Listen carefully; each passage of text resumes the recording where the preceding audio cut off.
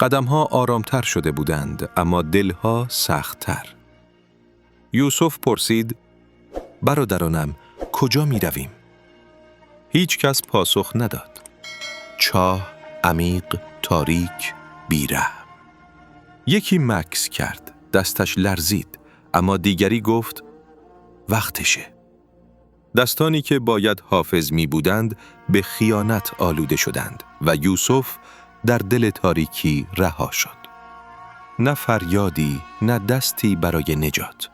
فقط صدای افتادن و بعد سکوت.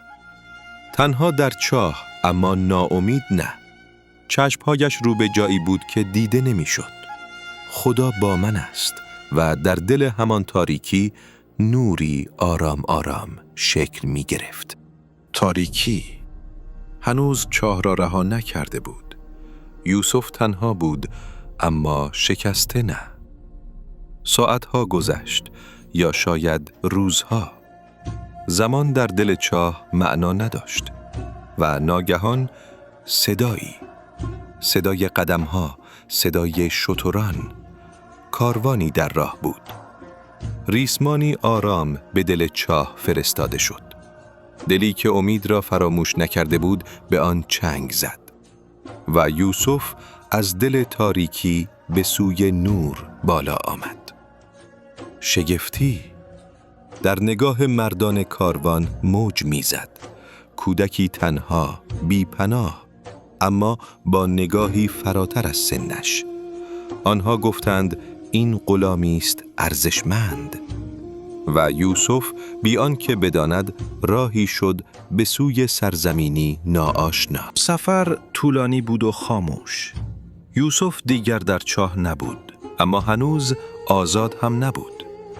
بیابان جایش را داد به شهری بزرگ، پر از صدا، پر از آدم، پر از قدرت. مصر، شهری که سرنوشت‌ها در آن خرید و فروش می‌شد و یوسف کودکی غریب در میان مردمانی ناآشنا. او را به بازار آوردند، نه به عنوان انسان، بلکه به عنوان کالا. نگاه‌ها بر او دوخته شده بود، اما هیچ کس دلش را نمی‌دید. قیمتی اندک برای ارزشی بزرگ. و ناگهان نگاهی متفاوت. نگاه مردی که تقدیر او را برگزیده بود.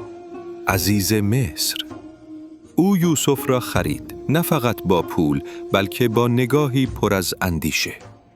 و یوسف قدم به خانه‌ای گذاشت که قرار بود آغاز آزمونی تازه باشد.